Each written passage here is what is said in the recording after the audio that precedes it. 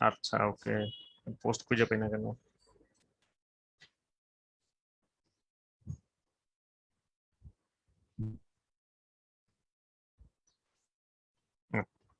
Hello hello and welcome সবাইকে। আজকের আমাদের লাইভটাতে সবাইকে স্বাগতম।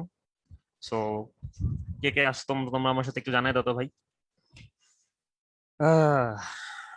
ওকে, আচ্ছা, মাত্র তিনজন দেখতেছে লাইভটা। আচ্ছা, ঠিক আছে, ওকে। দুপুরবেলা সব কি ঘুমাইতেছে নাকি? ওয়ালাইকুম সালাম, পারভিন এই যে চলে আসছে বলা ভাই। আচ্ছা, ওকে, আলহামদুলিল্লাহ। এই তো আলহামদুলিল্লাহ ভালো আছি। ওকে, হ্যালো রঞ্জন। ওয়ালাইকুম আসসালাম খলিল। হ্যালো শিপন। ওকে সিয়াম। ওকে, ওয়ালাইকুম আসসালাম সিয়াম।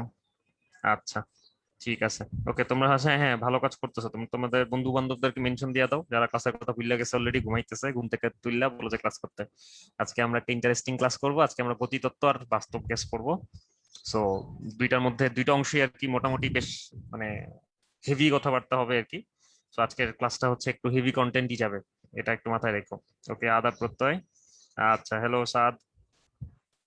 হুম। ওকে। হ্যাঁ, লক্ষ্মী কান্তা রয়। আদাব। ওকে, ঠিক আছে। সিফাত, ওয়ালাইকুম সালাম। আচ্ছা, হ্যাঁ আজকে স্পেসে আমি। ওকে, আচ্ছা দেখি তো আমি ভার্চুয়াল ব্যাকগ্রাউন্ডের মধ্যে কিছু কাহিনী কলাপ আনতে পারি কিনা। Choose virtual background.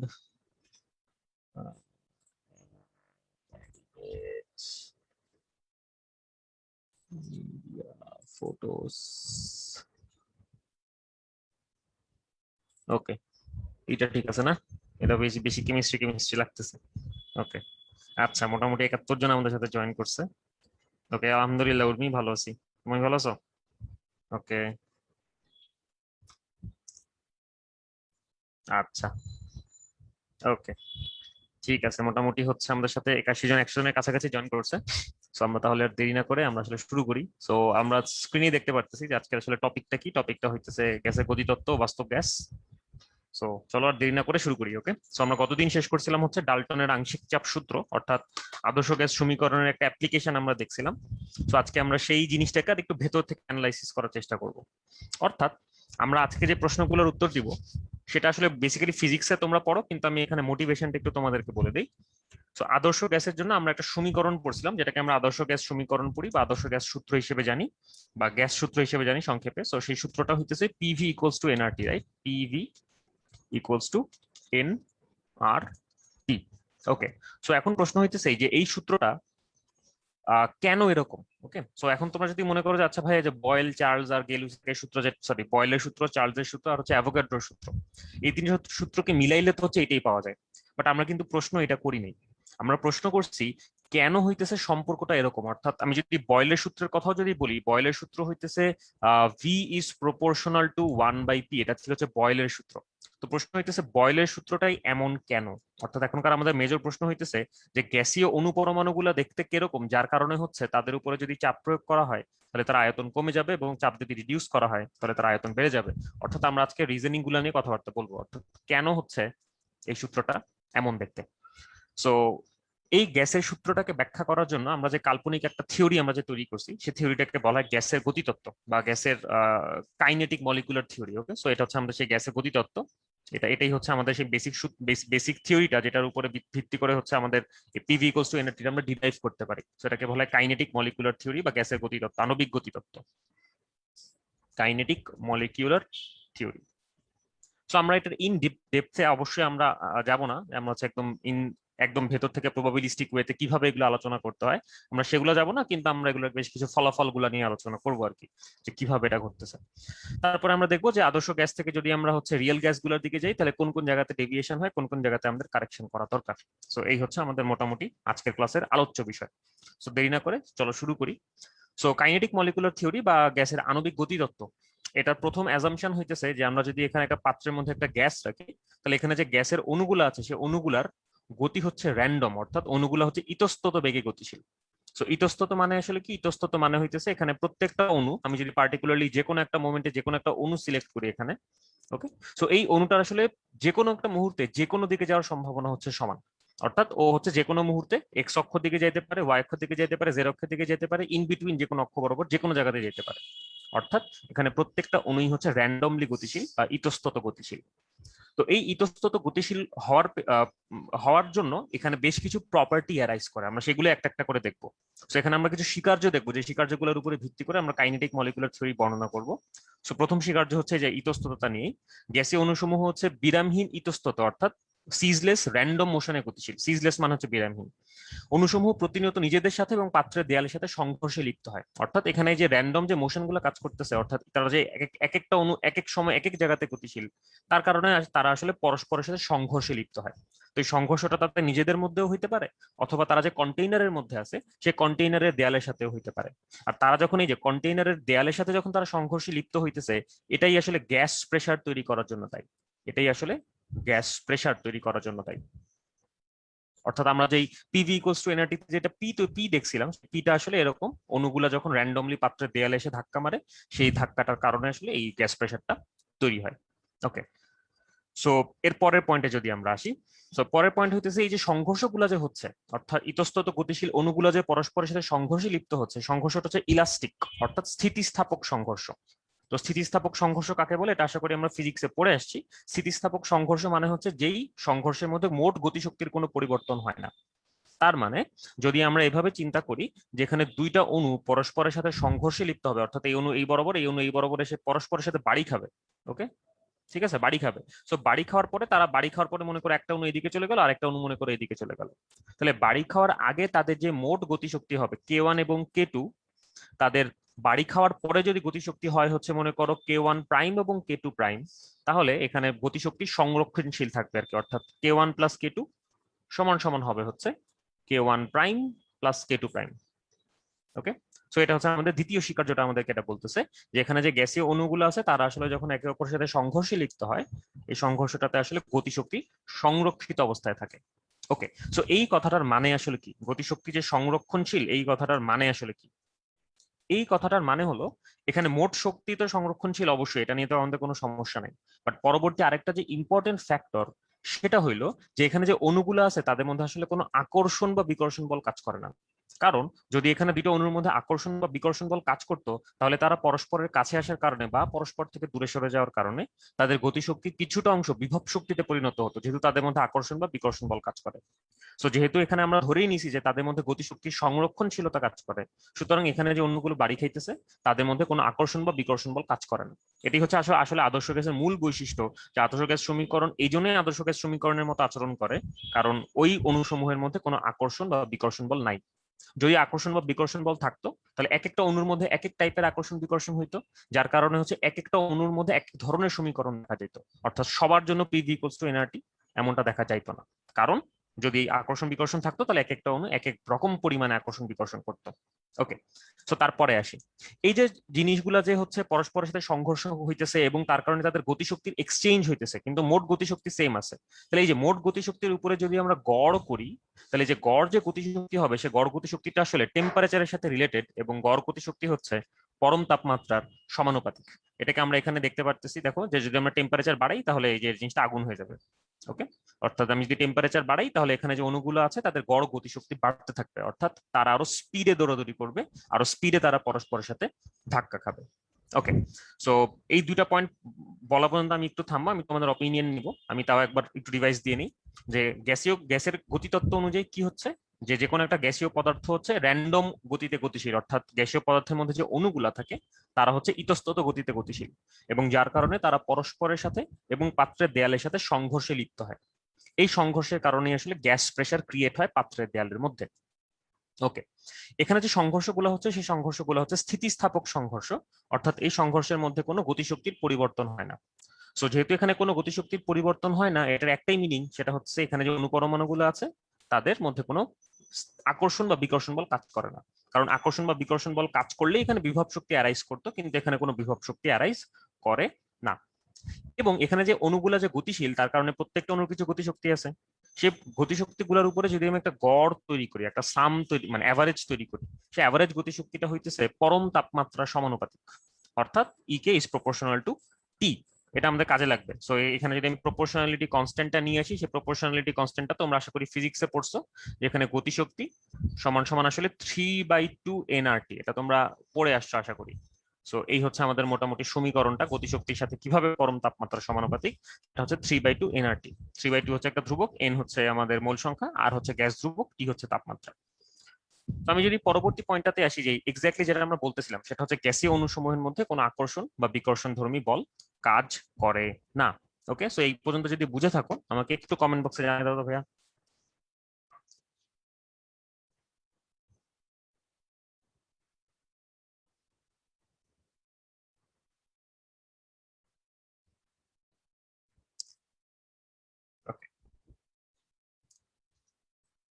Gas gas আদর্শ গ্যাসের কণার গতিশক্তি শূন্য হবে শুধুমাত্র পরম শূন্য তাপমাত্রায়। নওশিন, ওকে। আচ্ছা, এটা অ্যান্সার তো দিয়েই দিছে, ভেরি গুড। মুহিব অ্যান্সারটা দিয়ে দিছে, থ্যাংক ইউ মুহিব।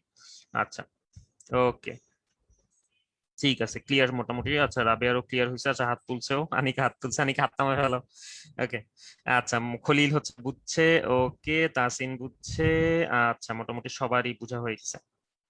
আহ আবিদ, এটা থিওরির জন্য কাজে লাগবে হইতেছে, তোমার ফিজিক্সে কাজে লাগবে। কেমিস্ট্রিতে হইতেছে থিওরিটা এত আহামরি কাজে লাগবে না, আর ইভেনচুয়ালি ফিজিক্সেও তোমার যেটুকু পরিমাণে থিওরি কাজে লাগবে ওটাও আসলে খুবই লামসাম। মানে অরিজিনালি হচ্ছে কাইনেটিক মলিকুলার থিওরি যেভাবে বর্ণনা করা হয় তোমার ফিজিক্স বইয়েও ওভাবে বর্ণনা করা নাই।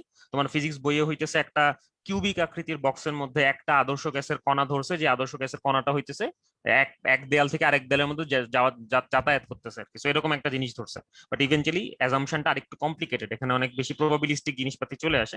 সো ফিজিক্স একটা পড়লে আপাতত হবে, বড় হইলে তুমি আর কি ওই বোলসম্যান ডিস্ট্রিবিউশনটা পড়বে। আমি একটু পরে দেখাবো, ইকুয়েশনটা দেখাবো আমি, যে এই গ্যাসের অণুগুলো কোন ইকুয়েশনটা ফলো করে, তাহলে হয়তো বা বুঝবা।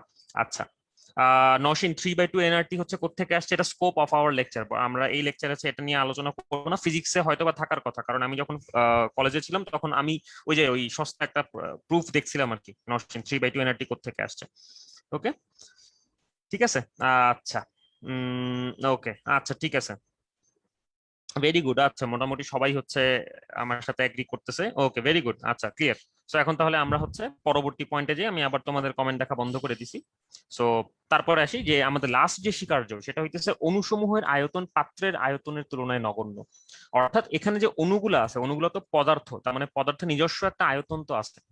তো এই পদার্থ আমি যদি এখানে প্রত্যেকটা অণুর আয়তন যোগ করি, অর্থাৎ মনে করো যে আমি যদি সামেশন অফ ভি মলিকিউল নেই, অর্থাৎ আমি যদি প্রতিটা মলিকিউলের আয়তন নিয়ে যোগ করি, তাহলে আমি হচ্ছে এখানে ভি অফ ইয়ে পাবো আর কি, ভি অফ গ্যাস পাবো মনে করো। তাহলে এই যে আমাদের গ্যাসের যে নিজস্ব আয়তনটা, সেই নিজস্ব আয়তনটা is much much less than v of container, অর্থাৎ গ্যাসের দ্বারা দখলকৃত আয়তনের তুলনায় গ্যাসের নিজস্ব আয়তন হচ্ছে নগণ্য। এটা হচ্ছে একদম প্রাইম একটা জিনিস। এই প্রাইম জিনিসটাই হচ্ছে থাকবে না যদি পাত্রের আয়তন অনেক ছোট হয়। যদি পাত্রের আয়তন অনেক ছোট হয় তখন গ্যাসের আয়তনের তুলনায় পাত্রের আয়তনটা নগণ্য থাকবে না, এবং তখনই আসলে কমপ্লিকেশনটা তৈরি হবে। সো আমরা একটু এগুলোতে একটু পরে আসবে, যখন আমরা বাস্তব গ্যাস করবো তখন আমরা এই জিনিসগুলো নিয়ে আসলে আলোচনা করব। ওকে, সো এখন তাহলে আমরা পরবর্তী অংশটাতে আসি। সো এখানে আমরা তো দেখতে পারতেছি, খেয়াল করো যে প্রতিটা অণু যেহেতু র্যান্ডম মোশনে গতিশীল, তার মানে একটা নির্দিষ্ট মোমেন্টে যদি আমি চিন্তা করি, একটা নির্দিষ্ট মোমেন্টে এখানে অনেক অনেক অণু আছে, এবং সে অনেক অনেক অণুর অনেক অনেক গতিশক্তি আছে। অর্থাৎ এখানে প্রত্যেকটা অণুর গতিশক্তি কিন্তু সেম না, সেম হইলে আমরা কিন্তু গড় গতিশক্তি কথাটা ব্যবহার করতাম না। সুতরাং এখানে আমাকে এটা মাথায় রাখতে হবে যে গড় গতিশক্তি আমাকে এটা ইন্ডিকেট করতেছে, not all molecules have same গতিশক্তি। ওকে, এটা কিন্তু আমাকে একটু মাথায় রাখতে হবে যে এখানে আসলে সবগুলো অণুর গতিশক্তি কিন্তু সেম না, প্রত্যেকটা অণুর গতিশক্তি কিন্তু আলাদা। সুতরাং আমাকে এটা মাথায় রাখতে হবে যে আমি যখন ইয়ে পড়তেছি, আমি যখন হচ্ছে আহ, অণুগুলোর গতিশক্তি নিয়ে আমি যখন কথা বলতেছি, তখন আমি যেন এটা জানি যে প্রত্যেকটা অণুর গতিশক্তি আসলে সেম না। কিছু কিছু অণু আছে যার গতিশক্তি বেশি, কিছু কিছু অণু আছে যার গতিশক্তি কম, কিছু কিছু অণু আছে যার গতিশক্তি একেবারে মানে মাঝামাঝি পর্যায়ে আর কি। তো এইখানে আমরা সেটাই আসলে দেখতে পারতেছি। খেয়াল করো, এখানে আমরা একটা গ্রাফ দেখতে পারতেছি, যে গ্রাফটাতে হইতেছে ওয়াই অক্ষ বরাবর কতগুলো অণু আছে, এবং এক্স অক্ষ বরাবর হচ্ছে ওই অণুগুলোর বেগ কত। এবং যেহেতু আমরা জানি যে বেগ আর গতিশক্তি হইতেছে রিলেটেড পরস্পরের সাথে, আমরা জানি যে গতিশক্তি কাইনেটিক এনার্জি ইকুয়ালস টু হইতেছে হাফ এম ভি স্কোয়ার, এবং এখানে অণুগুলোর গড় ভর হচ্ছে সেম। অর্থাৎ মনে করো তুমি যদি একটা বিশুদ্ধ গ্যাস চিন্তা করো, ধরো যে হাইড্রোজেন গ্যাস, তাহলে এখানে প্রতিটা অণুর ভর হচ্ছে 2 AMU করে। তুমি যদি এখানে বাতাস চিন্তা করো তাহলে প্রতিটা গড়ে অণুর ভর হচ্ছে 28 AMU করে। So what ever that is, তুমি এখানে স্পষ্টতই দেখতে পারতেছো যে বিক্রিয়ার বেগের সাথে হইতেছে শক্তির একটা ডিরেক্ট সম্পর্ক আছে। বিক্রিয়ার বেগ বলি, অণুর বেগ। আচ্ছা, সো এখানে আমরা এই গ্রাফটা দেখতে পাচ্ছি। তো এই গ্রাফের মধ্যে এখানে কয়েকটা অংশ আছে, একটা হচ্ছে নীল গ্রাফ দেখতে পাচ্ছি, একটা হচ্ছে আমরা লাল গ্রাফ দেখতে পাচ্ছি। তো যে আমরা যে নীল গ্রাফটা যেটা দেখতে পাচ্ছি ভাইয়া, সেই নীল গ্রাফটা দুইটা কন্ডিশনের জন্য অ্যাপ্লিকেবল। হয় আমি গ্যাসটাকে ঠান্ডা রাখছি, অথবা আমার গ্যাসটা অনেক ভারী। ওকে, এখানে দুইটা কন্ডিশন আছে, হয় আমার গ্যাসটাকে আমি অনেক ঠান্ডা রাখছি, কুল কোল্ড একটা গ্যাস, অথবা আমার গ্যাসটা অনেক ভারী। দুইটা একই সাথে হইতে পারে, বাট আমরা এট এ টাইম একটা করে ভ্যারিয়েবল নিয়ে চিন্তা ভাবনা করবো। হয় আমরা গ্যাসটাকে ভারী বানাবো একই তাপমাত্রায়, অথবা আমরা একই গ্যাসকে টেম্পারেচার চেঞ্জ করবো, ঠান্ডা করব, গরম করব ইত্যাদি। তারপরে আসে লাল গ্রাফটা। তাই লাল গ্রাফটা হয় গরম গ্যাসের জন্য প্রযোজ্য, অথবা একই তাপমাত্রায় হালকা গ্যাসের জন্য প্রযোজ্য। ঠিক আছে, তো এই হচ্ছে আমাদের মোটামুটি এখানকার আইডিয়াটা। তার মানে এখানে কিন্তু আসলে দুইটা গ্রাফ একসাথে দেখানো হয়েছে। একটা হচ্ছে তাপমাত্রা চেঞ্জ করলে কি হবে, আরেকটা হচ্ছে আণবিক ভর চেঞ্জ করলে কি হবে। সো দুইটাকে আমরা আসলে একই সাথে পড়তেছি, দ্যাটস ওয়াই আমি এখানে হেভি আর লাইট, হট আর কোল্ড একসাথে লিখছি। বাট তুমি যখন হচ্ছে টেম্পারেচার নিয়ে চিন্তা করবা, তখন তুমি জাস্ট মাথায় রাখবা যে কোল্ড আর হটই হচ্ছে আমাদের একমাত্র এখানে ভ্যারিয়েবল, অর্থাৎ টেম্পারেচার একমাত্র ভ্যারিয়েবল। আর তুমি যদি এখানে ইয়ে করো, কি বলে এটার নাম, তুমি যদি এখানে অনুর আণবিক ভর চেঞ্জ করো, তখন টেম্পারেচার ফিক্সড আছে, শুধুমাত্র আণবিক ভর হচ্ছে ভ্যারিয়েবল। সো এই হচ্ছে আমাদের মোটামুটি এখানকার কাহিনী। তো এই গ্রাফ থেকে আমরা দেখতে পারতেছি যে একটা নির্দিষ্ট তাপমাত্রায়, মনে করো যে আমি নীল গ্রাফটার কথাই বলি, নির্দিষ্ট তাপমাত্রায় জিরো গতিবেগ নিয়ে থাকা অণুর পরিমাণ হচ্ছে 0। তার মানে আমরা যে অ্যাজাম্পশনটা নিছিলাম যে এখানে প্রত্যেকটা অণু হচ্ছে বিরামহীন ইতস্তত গতিতে গতিশীল, কথাটা আসলে সত্য। কারণ এখানে এমন কোনো অণু নাই যার গতিবেগ হচ্ছে 0, প্রত্যেকটা অণুই হচ্ছে গতিশীল। তার মানে এখানে অণুগুলোর কোনো বিভব শক্তি নেই, সব অণুই হচ্ছে সব শক্তি হচ্ছে গতিশক্তি। তারপর দেখা যায় যে আমি যদি হচ্ছে স্পিড একটু বাড়াই, তাহলে অণুর পরিমাণ বাড়তেছে, স্পিড বাড়াই অণুর পরিমাণ বাড়তেছে। এই অবস্থায় হচ্ছে এই এই বেগের মধ্যে অণুর পরিমাণ সবচাইতে বেশি। তো এই বেগটাকে আমরা বলি হচ্ছে গড় বেগ। সো তোমরা যখন আর একটু বড় হবা, তোমরা যখন স্ট্যাটিস্টিক্যাল মেকানিক্স পড়বা, তখন তোমরা দেখবা যে স্ট্যাটিস্টিক্স বা পরিসংখ্যানে হচ্ছে গড় অনেক ভাবে করা যায়। যেমন তোমরা হয়তো বা ইন্টারমিডিয়েট যাদের স্ট্যাটিস্টিক্স ছিল, তারা হয়তো এরকম পড়ছো যে গড়, মধ্যক, প্রচুরক তিনটা টার্ম আছে, রাইট? এই তিনটা টার্মই কিন্তু আসলে অ্যাভারেজ গড়। একটা হচ্ছে আমাদের নিউমেরিক্যাল গড়, ওটা হচ্ছে আমাদের সবগুলো সংখ্যা যোগ করে মোট সংখ্যা দিয়ে ভাগ দিতে হয়। আর একটা হইতেছে আমাদের মধ্যক, অর্থাৎ সবগুলো সংখ্যার মধ্যে মাঝামাঝি কোন পজিশনটা আছে। একটা হচ্ছে প্রচুরক, কোন একটা লিস্ট অফ নাম্বারের মধ্যে গড়ে কোন নাম্বারটা সবচেয়ে বেশি বার আসছে। তার মানে সবগুলো কিন্তু অ্যাভারেজের একটা মেজারমেন্ট। এখানেও এক্স্যাক্টলি তাই, এটা যেহেতু একটা স্ট্যাটিস্টিক্যাল সিস্টেম বা একটা পরিসংখ্যানিক সিস্টেম, সুতরাং এখানেও আমরা বিভিন্ন ধরনের গড় পাবো। কিন্তু যেটাই আমরা পাবো না কেন, তুমি জাস্ট মাথায় রাখবা যে সবগুলো হইতেছে এই বেগটার আশেপাশেই হবে। ঠিক আছে, একটু পরে আমরা আসবো যে বেগটা আসলে কি বেগ। তো যাই হোক, তারপরে আমরা দেখতেছি যে এই বেগ নিয়ে অণুর পরিমাণ সবচাইতে বেশি, তার চেয়ে বেশি বেগ নিয়ে থাকা অণুর পরিমাণ কিন্তু অনেক কম, এবং কমতে কমতে এটা আলটিমেটলি অসীমে যে জিরো হয়। তারপরে আমি যদি আসি, আমি যদি টেম্পারেচার একটু বাড়াই, মনে করো আমি কোল্ড থেকে হট কন্ডিশনে গেলাম, টেম্পারেচার বাড়াইলে গ্রাফটা হইতেছে সিমিলার শেপে থাকে, কিন্তু এটা আরেকটু ওয়াইড হয়ে যায়। খেয়াল করো, এটা এটা হচ্ছে যতটুকু না স্প্রেড ছিল, এটা আরেকটু বেশি ওয়াইড, এটা আরেকটু বেশি ওয়াইড হচ্ছে, রাইট? তার মানে এখানে বন্টনটা আরো বেশি, এটা আমরা এভাবে বলি ডিস্ট্রিবিউশনটা আরেকটু বাড়ছে বা বন্টনটা আরেকটু বাড়ছে। আগে হচ্ছে অল্প পরিমাণ অণুর মধ্যে বেগের ভ্যারিয়েশন দেখা যেত, এখন অনেক বেশি পরিমাণ অণুর মধ্যে বেগের ভ্যারিয়েশন দেখা যাচ্ছে। এবং শুধুমাত্র তাই না, এখানে গড় বেগ যেটা, অর্থাৎ পাহাড়ের চূড়া যেটা, সে গড় বেগটা কিন্তু ডান দিকে শিফট করছে, অর্থাৎ টেম্পারেচার বাড়ালে গড় বেগ বাড়তেছে, এবং গড় বেগ বাড়ার সাথে সাথে হচ্ছে আসলে গতিশক্তিও বাড়তেছে। তো জিনিসটার মানে হচ্ছে অনেকটা এরকম। তারপর আমরা যদি হেভি আর লাইটের বেলায় আসি, খেয়াল করো যে হেভি বা ভারী যে অণুগুলো আছে, সে ভারী অণুগুলো হচ্ছে ধীরে ধীরে দৌড়ায়, আর হালকা অণুগুলো হচ্ছে দ্রুত দৌড়ায়। এটা হচ্ছে এখানকার মূল পয়েন্ট। তো তোমরা যদি ইকুয়েশনটা দেখতে চাও, এটার ইকুয়েশনটা হচ্ছে অনেকটা এরকম, যেখানে ওয়াই অক্ষের ডেটা হচ্ছে এইটা, এটা হচ্ছে ওয়াই অক্ষে বসে, এটা হচ্ছে আমার, এটাকে আমরা বলি হচ্ছে ফ্র্যাকশন, এফ দিয়ে একটা ফাংশন বোঝানো হয় যেটা হচ্ছে বেগের একটা উপরে ডিপেন্ড করে। এবং ডান দিকেরটা হচ্ছে একটা রেশনাল টার্ম এবং একটা এক্সপোনেনশিয়াল টার্ম আছে। তোমরা দেখতে পারতেছো খুবই কমপ্লিকেটেড জিনিসটা। সো এই জন্য আমরা হইতেছে এইটা নিয়ে আর ক্যাসাল করবো না আর কি, এখানে যা দেখতেছি তাই, এরপরে আর কোনো ঝামেলা নাই। ওকে, সো এই গেল হচ্ছে মোটামুটি আমাদের এই বন্টনটা। তোমার এই বন্টনটা মাথায় রাখতে হবে, ইকুয়েশনটা মুখস্থ না করলে হবে। দিস ইজ নট ইম্পর্টেন্ট, এটা আমি জাস্ট তোমাদেরকে দেখানোর জন্য দেখাইলাম আর কি, যে this is not important. But important হইতেছে তুমি কি বন্টনটা বুঝছো কিনা। অর্থাৎ বন্টনটা হচ্ছে এরকম যে যে কোনো একটা নির্দিষ্ট তাপমাত্রায় সবচেয়ে বেশি পরিমাণে অণু হচ্ছে গড় বেগ নিয়ে থাকে, তার চেয়ে কম বেগ নিয়ে থাকার অণু পরিমাণও কম, তার চেয়ে বেশি বেগ নিয়ে থাকা অণুর পরিমাণও কিন্তু কম। এটাই হচ্ছে নেচারের সিলেকশন। নেচার সবসময় হচ্ছে অ্যাভারেজের মধ্যে থাকতে চায়। ওকে, সো এটা হচ্ছে আসলে মূল কাহিনীটা আমাদের।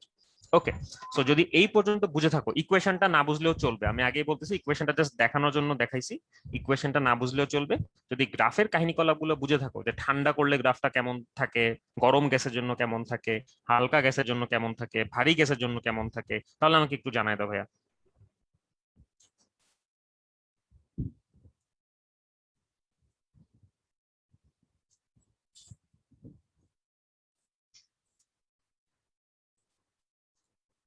ওকে, আমি আবারও বলছি নসীন, দেখো এখন বুঝছো কিনা, কারণ কমেন্ট দেরিতে আসে তো। ওকে, না না, এই সূত্র দিয়ে ম্যাথ আসবে না আশা।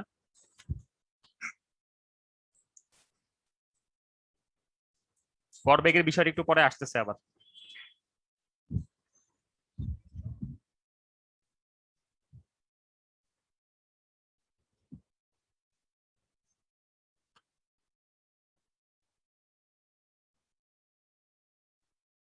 ওকে, আচ্ছা, বেশিরভাগই বলতেছে আরেকবার বলতে, আচ্ছা আরেকবার বলি আমি, দেখো। তো এখানে ঘটনা যেটা ঘটতেছে, আমি আবার একটু জায়গাটা একটু পরিষ্কার করি।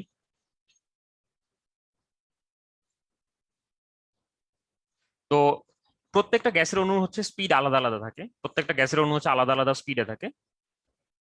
তো যে কোনো একটা নির্দিষ্ট তাপমাত্রায় যে কোনো একটা নির্দিষ্ট গ্যাসের জন্য জিরো গতিবেগ নিয়ে থাকা অণুর পরিমাণ হচ্ছে শূন্য, জিরো বেগ নিয়ে কোনো অণু থাকে না।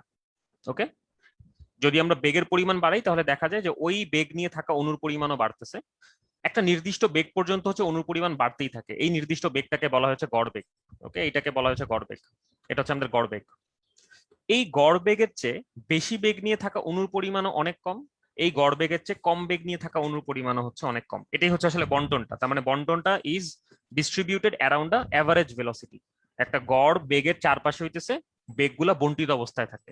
অর্থাৎ আমার আমার যদি পাত্রের মধ্যে 1000টা অণু থাকে, সে 1000টা অণুর মধ্যে মনে করো 950টা অণুর বেগ হইতেছে এইটা, মনে করো এই মানটাকে আমি নাম দিলাম 2, 950টা অণুর বেগ হচ্ছে 2। ঠিক আছে, বাকি 50টা অণুর মধ্যে কিছু অণু আছে যার বেগ হইতেছে এই পুরাটা কভার করে, অর্থাৎ এতগুলা বেগ নিয়ে হইতেছে অনেক কম পরিমাণে অণু আছে বাকি 50টার মধ্যে কিছুটা, আর বাকি আরো 50টার মধ্যে কিছুটা অণু হইতেছে এতটুকু বেগ নিয়ে আছে। ওকে, তো এটাই হচ্ছে আসলে মূল আইডিয়া, যে একটা পাত্রের মধ্যে যখন একটা গ্যাসীয় সিস্টেম থাকে বা একটা ফ্লুইড সিস্টেম থাকে ইন জেনারেল, তখন ওখানে যে অণুগুলো থাকে এক একটা অণুর বেগ এক এক রকম থাকে। সো যেই অণুটার বেগ হইতেছে আহ মানে গড় বেগ নিয়ে হচ্ছে সবচেয়ে বেশি পরিমাণে অণু থাকে, তার চেয়ে বেশি বেগ নিয়ে অনেক কম অণু থাকে, তার চেয়ে কম বেগ নিয়ে অনেক কম অণু থাকে। ওকে, সো এখন আশা করি বুঝতে পারলাম জিনিসটা কি। ওকে,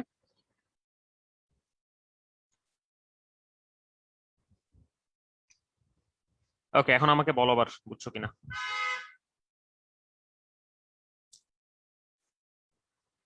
আমি কিন্তু আগে আজকে সাবধান করে দিছি, আজকে কিন্তু তোমাদের পূর্ণ মনোযোগ লাগবে। ওকে, তোমরা যদি হচ্ছে মনে করো যে আচ্ছা এই উইন্ডোটা আছে আমি একটু স্ক্রল করে আসি অন্য জায়গা থেকে, হবে না।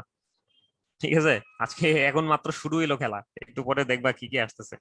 আজকে জিনিসটা একটু কঠিন, আমি ভয় দেখাইতেছি না, বাট আমি আগে সাবধান করতেছি আজকে জিনিসটা একটু কঠিন, সো তোমাদের একটু মনোযোগটা বেশি লাগবে। গত ক্লাসটা অনেক ইজি ছিল আমি জানি, কিন্তু এই ক্লাসটা একটু কঠিন, এবং আমি আগেও তোমাদেরকে বলছি যে এটা একটু পরে বলবো, নসীন আবার বলবো, চিন্তা করো না। আচ্ছা, ওকে, ঠিক আছে।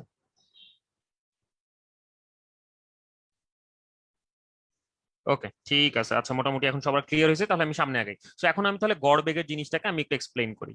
তো এইখানে যে আমরা যে বেগটা দেখতে পারতেছি, অর্থাৎ মনে করো তুমি লাল গ্রাফটা চিন্তা করো, লাল গ্রাফের একদম সর্বোচ্চ যে চূড়ার যে বেগটা, এটার মানে আসলে কি? এটার মানে হচ্ছে এই যে বেগটা আছে, এই বেগ নিয়ে হচ্ছে সবচেয়ে বেশি পরিমাণে অণু অবস্থান করতেছে।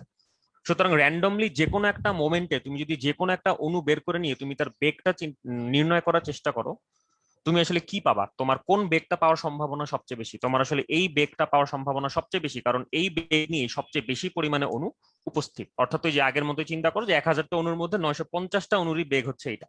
সুতরাং তুমি যদি যে কোনো একটা অণু র্যান্ডমলি পিক করো, তাহলে ওই অণুটার বেগ এই বেগটা হওয়ার সম্ভাবনা কিন্তু সবচেয়ে বেশি থাকবে। সুতরাং এই বেগটাকে আমরা বলি হচ্ছে মোস্ট প্রবাবল বা সম্ভাব্যতম বেগ। ওকে, এই সম্ভাব্যতম বেগের আশেপাশে আরো দুইটা বেগ আছে। ওকে, সম্ভাব্যতম বেগের সমীকরণটা দেখানো, সম্ভাব্যতম বেগের সমীকরণটা হচ্ছে √2RT/m। আশা করি এখানে সবকিছু জানা আছে। আর হচ্ছে গ্যাস ধ্রুবক, টি হচ্ছে তাপমাত্রা, এবং এম হচ্ছে মোলার ভর, অথবা হচ্ছে তোমার ওই 1 মোলের ভর যেটা আর কি। তো এখানে খেয়াল করো, টি যেহেতু উপরে আছে, তার মানে টি বাড়াইলে কিন্তু গড় বেগটা বাড়তেছে, অর্থাৎ টি বাড়াইলে হচ্ছে গড় বেগের লাইনটা ডান দিকে শিফট করবে, এবং যদি আমি এম বাড়াই, এম বাড়ালে হচ্ছে আমাদের সিএমপিটা কমবে, সুতরাং এম বাড়াইলে এই গড় বেগের লাইনটা বাম দিকে শিফট করবে। তো এটা কিন্তু আমরা এখানে দেখতে পারতেছি, খেয়াল করো, যদি আমরা লাইটার অণু থেকে হেভি অণুতে যাই, হালকা থেকে আমরা যদি ভারী অণুতে যাই, তখন হইতেছে গড় বেগটা কমে আসবে। আর যদি আমরা হচ্ছে কোল্ড থেকে হট টেম্পারেচারে যাই, তাহলে হচ্ছে গড় বেগটা বেড়ে যাবে। এটাই কিন্তু আমরা এখানে দেখাইছি।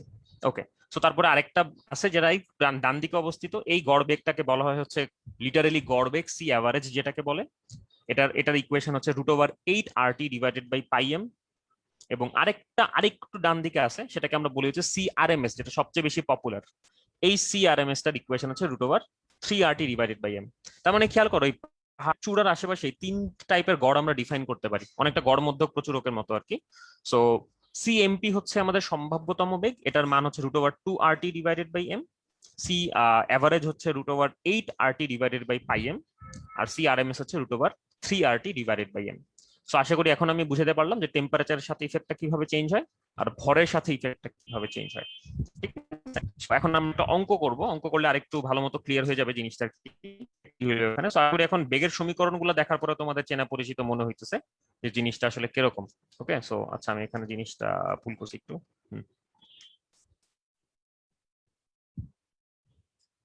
ওকে, সো টি বাড়াইলে সি বাড়বে। ওকে, আর যদি আমি হচ্ছে এম কম, তাহলে সি বাড়বে। ওকে, সো এই হচ্ছে আমাদের মোটামুটি এখানকার কাহিনী। আচ্ছা, সো এখন একটা অঙ্ক করি আমরা, প্রবলেম নাম্বার 12। এসিটিপি তে বাতাসের সিআরএমএস নির্ণয় করতে হবে। তো বাতাসের মধ্যে 80% নাইট্রোজেন এবং 20% অক্সিজেন আছে। তো এটা কিন্তু আমরা গত ক্লাসেই দেখছি যে কোনো একটা গ্যাসের মিশ্রণ যদি হয়, সেখান থেকে আমরা গড় মোলার ভরটা কিভাবে বের করতে পারি। তো যদি আমরা সিআরএমএস বের করতে হয়, সিআরএমএস এর সূত্রটা দেখো ভাইয়া, CRMS equals to √3 RT divided by M. সুতরাং আমি যদি এই কাজটা করি, CRMS equals to √3 RT divided by M. খেয়াল করে এখানে মিটার পার সেকেন্ডে বের করতে হবে। আমি এম পর্যন্ত যাই একটু, এম মানে হচ্ছে গড় মোলার ভর। ওকে, এখানে এম অ্যাভারেজ আমি লিখে ফেলি, গড় মোলার ভর। তাহলে এখানে এম অ্যাভারেজটা কত হবে আসলে? তো এখানে এম অ্যাভারেজটা যেটা সমান সমান হবে হচ্ছে, যেহেতু এখানে 80% নাইট্রোজেন আর 20% অক্সিজেন আছে, সুতরাং এম অ্যাভারেজ হবে হচ্ছে 0.8, অর্থাৎ 80% of nitrogen, 80% of M of N2 plus 20%, অর্থাৎ 0.2 ইন্টু এম অফ O2। যদি এখানে আমরা মানটা বসাই, অর্থাৎ 0.8 ইন্টু 28 প্লাস 0.2 ইন্টু 32। ওকে, সো এটা যদি করি আমরা, দেখো তাহলে কত আসে। এটা হচ্ছে এত গ্রাম পার মোল, রাইট? এটা হচ্ছে মোলার ভর, যেহেতু তার মানে এককটা হবে হচ্ছে গ্রাম পার মোল। ওকে, এটা হচ্ছে গ্রাম পার মোল। সো দেখো কত আসতেছে এটা, সে অনুযায়ী তোমরা অ্যান্সারটা বের করার চেষ্টা করো। তো তারপর আমি হচ্ছে উত্তর লিখবো। ওকে, আমি ততক্ষণ একটু ক্যালকুলেটর নিয়ে আসি, তোমরা এটা করার চেষ্টা করো।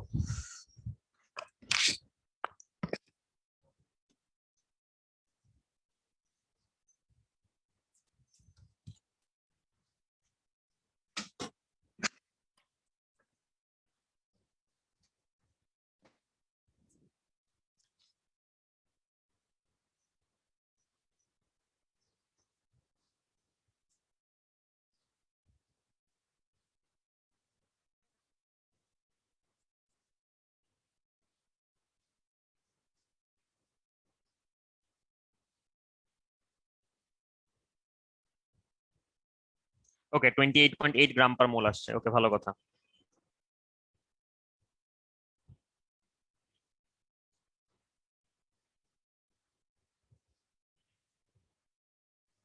করে ফেলো, অঙ্কটা করে ফেলো দেখি।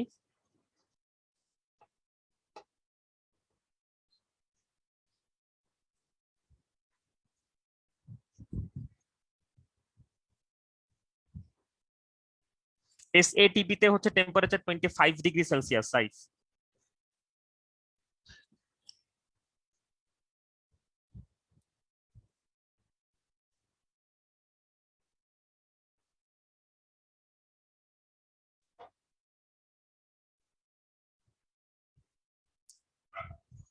গত ক্লাসে দেখাইছিলাম তো, গড় মোলার ভর হচ্ছে মোল ভগ্নাংশ ইন্টু আণবিক ভর যোগ মোল ভগ্নাংশ ইন্টু আণবিক ভর।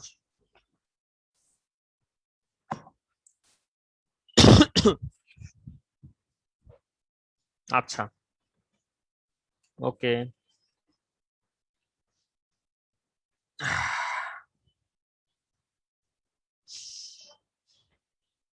তোমরা আনসারে বিশাল ক্যাচাল করতেছো যদিও।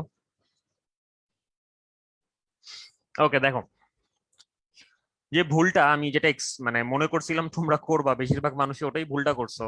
√3 × আর এর মান কোন এককে বসাবো? আমাদের কিন্তু এসআই এককে মানটা বের করতে হবে, তো আমি আর এর মান বসাবো হচ্ছে 8.31 জুল পার কেলভিন পার মোল, রাইট? ইন্টু টি এর মানটা বসাবো আমি কেলভিনে, এসএটিপি মানে হচ্ছে 298 কেলভিন, এটা কিন্তু গত 2 ক্লাস আগেই বলছি। ডিভাইডেড বাই হচ্ছে এম। এম এর এককটা কি ভাই? গ্রাম পার মোলে দেওয়া, কিন্তু তুমি এখানে এসআই এককে কাজ করতেছো, তাহলে এসআই এককে ভরের একক কি হবে? কিলোগ্রাম। তার মানে তোমার এখানে ভর যেটা আছে গ্রাম, এটাকে তোমার কিলোগ্রামে নিতে হবে। সুতরাং 28.8 ইন্টু 10⁻³ কিলোগ্রাম পার মোল। এখন যদি আমরা অঙ্কটা করি, কত আসে? 3 × 8.31 ইন্টু 298 ডিভাইডেড বাই 28.8 ইন্টু 10⁻³ আসতেছে হচ্ছে 507.9। ওকে, অ্যান্সার হইতেছে 509.9 মিটার পার সেকেন্ড। এটা হচ্ছে অ্যান্সার। ঠিক আছে, সো এই ভুলটা করাটা কিন্তু ঠিক না। ওকে, এখানে হইতেছে আমাদের একক গুলা সম্পর্কে সাবধান থাকতে হবে, এই কারণে আমি বারবার এখানে প্রতিটা লাইনে গ্রাম পার মোল লিখছি। ফাইন, আচ্ছা, ঠিক আছে।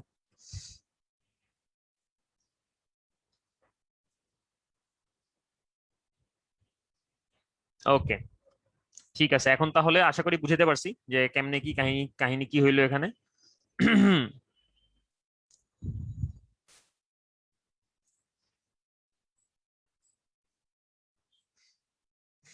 খেলার কিছু নাই সাইফ, এটা সিম্পল জিনিস ছিল। আচ্ছা, ওকে, আচ্ছা, ঠিক আছে, ওকে। সো মোটামুটি হইতেছে এটা তার মানে আমরা বুঝছি। সো এখন আমরা আরেকটা অঙ্ক তো করি আর কি। প্রবলেম নাম্বার 13 হবে, আমি সরি, এখানে প্রবলেম নাম্বার, আচ্ছা এটা প্রবলেম নাম্বার 12 গেল। আচ্ছা, প্রবলেম নাম্বার 13। ওকে, সো এটা তোমরা চেষ্টা করো তো। এখন সি অ্যাভারেজ দেওয়া আছে, হ্যাঁ। সো তোমরা হচ্ছে আরেকটা সূত্র যদি একবার দেখে নিতে চাও, সি অ্যাভারেজের সূত্র কোনটা? সি অ্যাভারেজের সূত্র হইতেছে 2RT by, sorry, 8RT by pi M. আমি এখানে লিখে দিই আবার। সি অ্যাভারেজ যে কোনো একটা গ্যাসের জন্য সি অ্যাভারেজ ইকুয়ালস টু হইতেছে √8RT divided by pi M. ঠিক আছে, এখন এটা করার চেষ্টা করো, তোমাদেরকে 5 মিনিট টাইম দিলাম।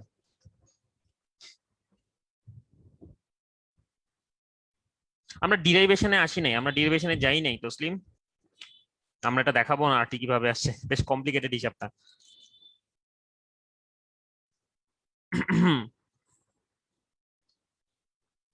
আলাদা আলাদা সিআরএমএস কেমনে বের করবা? তুমি কি এখানে প্রত্যেকটা অণুর বেগ জানো সিগমা?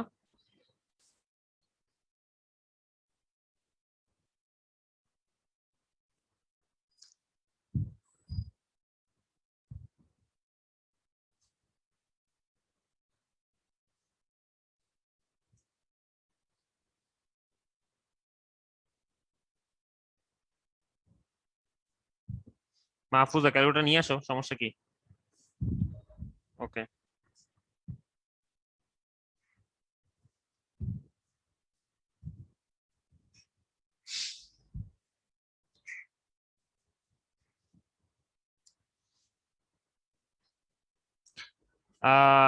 তাহমিদ, অক্সাইডটার আণবিক ভর জানতে, আণবিক সংকেত জানতে চাওয়া হয়েছে, আণবিক ভর না। সো আণবিক ভর বের করতে হবে, এটা সত্য কথা। কিন্তু তারপরে কাজটা আমাকে বলতে হবে আর কি। ঠিক আছে, আণবিক সংকেত, নট আণবিক ভর।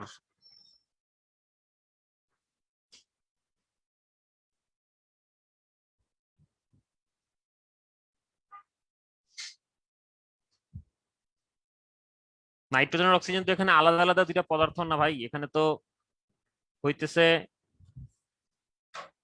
তোমার ইয়ে করা, কি বলে এটার নাম, নাইট্রিক অক্সাইড দেওয়া আর কি। মানে নাইট্রিক অক্সাইড বলি, নাইট্রোজেন অক্সিজেনের একটা অক্সাইড দেওয়া। অ্যান্সার নাইট্রিক অক্সাইড কিনা আমি জানি না।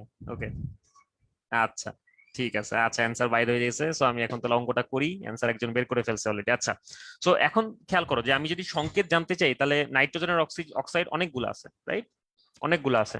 সো যেমন আমি নাইট্রোজেনের জেনারেল অক্সাইডের সংকেতকে আমি হচ্ছে NOx দ্বারা প্রকাশ করার চেষ্টা করব, যেখানে এই এক্স এর মানটা হইতেছে হাফ থেকে শুরু করে যে কোনো পূর্ণ সংখ্যা হবে। হাফ মানে হচ্ছে এটা N2O হবে, নাইট্রাস অক্সাইড হবে আর কি। তো যাই হোক, আমি এখন শুরু করি। তো এই জিনিসটা জানার মূল শর্ত হলো আমাকে আসলে জানতে হবে আণবিক ভরটা কত, রাইট? তো আমি আণবিক ভর দিয়ে শুরু করি। তো সি অ্যাভারেজের মান দেওয়া আছে হচ্ছে 458.48 মিটার পার সেকেন্ড, তার মানে এসআই এককে দেওয়া আছে। সুতরাং √8 ইন্টু 8.31 ইন্টু টি, 25°C তাপমাত্রা, তার মানে হচ্ছে 298 kelvin, divided by pi m, pi মানে হচ্ছে পাই, ইন্টু এম। এম কিন্তু আমি যদি গ্রাম পার মোলে ডিফাইন করি, তাহলে আমার এখানে 10⁻³ দিয়ে কিলোগ্রাম পার মোলে নিতে হবে। তার মানে আমরা এখানে যে এমটা নিতেছি, সে এম ইজ অলরেডি ইন গ্রাম পার মোল, সেই এম ইজ অলরেডি ইন গ্রাম পার মোল। ওকে, এটা অলরেডি হচ্ছে এখানে গ্রাম পার মোলে আছে, দ্যাটস ওয়াই হচ্ছে আমরা এটাকে 10⁻³ দিয়ে গুণ দিয়ে কিলোগ্রাম পার মোল নিলাম। ওকে, সো এখান থেকে যদি আমি এম এর মানটা বের করি, এম এর মানটা তুমি দেখবা 30 গ্রাম পার মোল আসতেছে। ওকে, এম এর মান 30 গ্রাম পার মোল।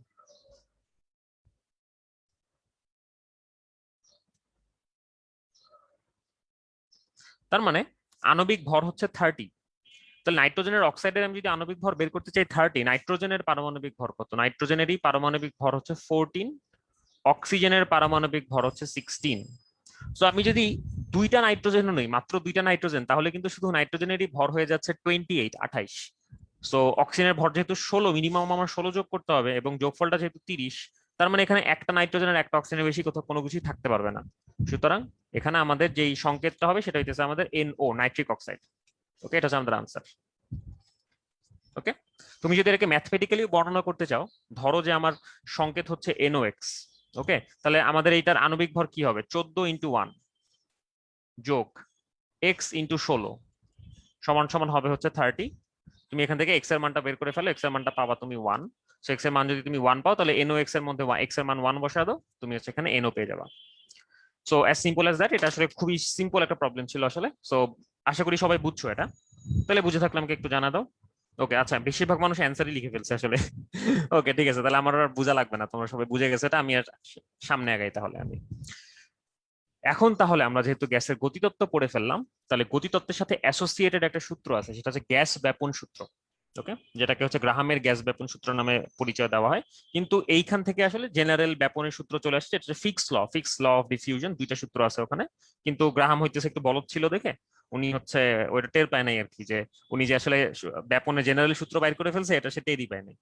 তো যাই হোক, এই জন্য হইতেছে আমরা গ্রাহামের গ্যাস ব্যাপন সূত্র হইতেছে ছোটবেলায় পড়ি, কারণ জিনিসটা সিম্পল, খুবই সিম্পল। আর আরেকটু বড় হইলে এটা জেনারেল ফরম্যাটটা পড়ি। জেনারেল ফরম্যাটটা হচ্ছে Fick's law of diffusion. Okay, so গ্রাহামের গ্যাস ব্যাপন সূত্রের আইডিয়াটা আসলে কি? আইডিয়াটা হচ্ছে, খেয়াল করো, আমি যদি ধরো এটা আবার তোমাদেরকে একটু দেখাই। তুমি জাস্ট চিন্তা করো যে একটা বক্সের মধ্যে এরকম গ্যাস আটকানো আছে। যদি আমি বাউন্ডারিটা তুলে দিই, তাহলে গ্যাসটা কিন্তু চারপাশে ছড়ায় পড়া শুরু করে। এই ছড়ায় পড়ার প্রক্রিয়াকে আমরা বলি হচ্ছে ব্যাপন। এটা কিন্তু আমরা এখানে দেখতে পারতেছি। তো আমি যদি আণবিক পর্যায়ে চিন্তা করি, আণবিক পর্যায়ে ঘটনাটা যেটা ঘটে সেটা হচ্ছে এই অণুগুলা আগে হচ্ছে এতটুকু জায়গা জুড়ে রেস্ট্রিক্টেড ছিল। খেয়াল করো, আবার যখন এটা চালু হবে নতুন করে, এতটুকু জায়গা জুড়ে রেস্ট্রিক্টেড ছিল। যখন ছেড়ে দেওয়া হলো, তখন কিন্তু প্রত্যেকটা অণু তার নিজস্ব মোশনেই চলতেছে। কিন্তু এই জায়গাটা যেহেতু খালি, তাই এখানে অণু আসার সম্ভাবনা বা প্রবাবিলিটিও বেড়ে গেছে, যার কারণে হচ্ছে ব্যাপন হচ্ছে এখানে। তো এটাই আসলে ব্যাপনের মূল আইডিয়াটা আণবিক পর্যায়ে, যে কেন একটা বস্তু তার ঘন জায়গা থেকে তার মানে লঘু জায়গাতে সে ফ্লো করা শুরু করে। কারণ লঘু জায়গাতে হচ্ছে তার পাওয়ার প্রবাবিলিটি যেহেতু কম, তাই যেখানে তার পাওয়ার প্রবাবিলিটি বেশি, ওখান থেকে প্রবাবিলিটিটা শিফট করতে থাকে বা সম্ভাব্যতাটা শিফট করতে থাকে। তো এটাই আসলে মূলত ব্যাপনের আইডিয়া। তো এখন এই ব্যাপনটা কতটা দ্রুত হবে, এটা কি আমরা বলি হচ্ছে ব্যাপনের হার বা rate of diffusion. Okay, so ব্যাপনের হার তুমি যদি দেখো, যেখানে আমরা লিখছি R = dv/dt, তুমি যদি এখানে v মানে বেগ মনে করো, আর কে তুমি যদি ত্বরণ মনে করো, তাহলে কিন্তু হবে না। ওকে, এখানে v মানে হচ্ছে আয়তন আর t মানে হচ্ছে সময়। সুতরাং ব্যাপনের হার হচ্ছে একক সময়ে কতটুকু পরিমাণে আয়তন প্রবাহিত হচ্ছে তার ঘন জায়গা থেকে লঘু জায়গাতে বা ডাইলুট জায়গাতে। সো এখানে আমরা এটাই দেখতে পারতেছি, ডিv হচ্ছে গ্যাসের প্রবাহিত আয়তন, আর এখানে ডিটি হচ্ছে অতিবাহিত সময়। এখন যদি আমরা একটু চিন্তা করি, খেয়াল করো যে ব্যাপনের হার, যেহেতু এখানে বস্তুর বেগ, অর্থাৎ একটা বস্তু যত দ্রুত দৌড়দৌড়ি করে সে তত দ্রুত ছড়াবে।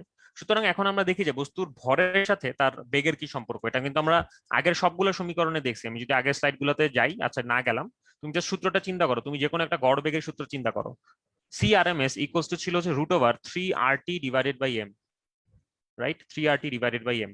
সুতরাং এখানে যদি তাপমাত্রা কনস্ট্যান্ট থাকে তাহলে আমরা বলতে পারি যে CRMS is proportional to √1/m।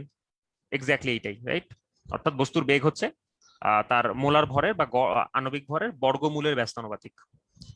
যেহেতু আমাদের ব্যাপন হার বিক্রিয়ার বেগের সাথে রিলেটেড, কোন একটা বিক্রিয়া বলি কোন একটা বস্তুর বেগের সাথে রিলেটেড, একটা অণু যত বেশি দ্রুত দ্রৌতই করতে পারে সে তত ভালো ছড়াবে।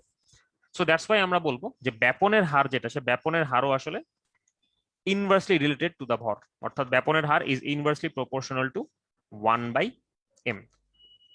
ওকে, সো এটা হচ্ছে গ্রাহামের গ্যাস ব্যাপন সূত্র। যে কোনো একটা গ্যাসীয় পদার্থের ব্যাপনের হার হচ্ছে তার মোলার ভরের √এর ব্যস্তানুপাতিক। ওকে, এখানে একটা মাথায় রাখতে হবে আমাদের জিনিসটা, যে এটা হচ্ছে টিআরপি যদি কনস্ট্যান্ট হয় শুধুমাত্র তখনই এটা অ্যাপ্লিকেবল, অর্থাৎ তাপমাত্রা চেঞ্জ করলে কিন্তু এখানে এই সম্পর্কটা খাটবে না, অর্থাৎ সমানুপাতিক ধ্রুবকটা স্থির থাকবে না।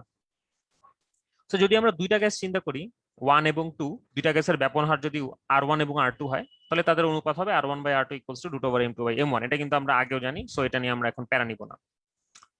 তো এখানে আমরা একটা প্রবলেম সলভ করি। ওকে, সো সে প্রবলেমে যাওয়ার আগে এই গ্রাহামের গ্যাস ব্যাপন সূত্রটা বুঝছো কিনা এটা আমাকে একটু জানাই দাও দেখি ভাই।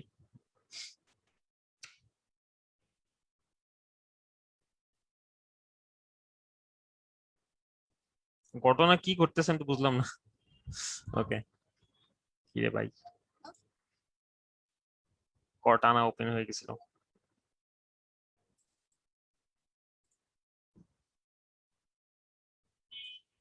ওকে,